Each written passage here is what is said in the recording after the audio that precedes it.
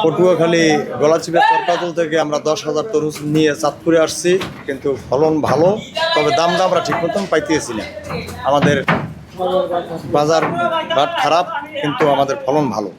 আমাদের তরমুজগুলো পাকছে, আমাদের তরমুজগুলো বাতি হয়েছে, একদম প্রত্যেকটা ভিতরে লাল, গ্যারান্টি দিয়ে দিতে পারবো তরমুজ পাকা।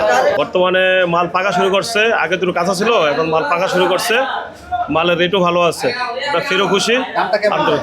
দামটা মনে করেন বড় মালটা 30,000 টাকা চলতেছে, মিডিয়াম মালটা 15-20, ছোট মালটা 10,000 12,000 এরকম চলতেছে আর কি। আলহামদুলিল্লাহ বাজার ভালো বর্তমানে।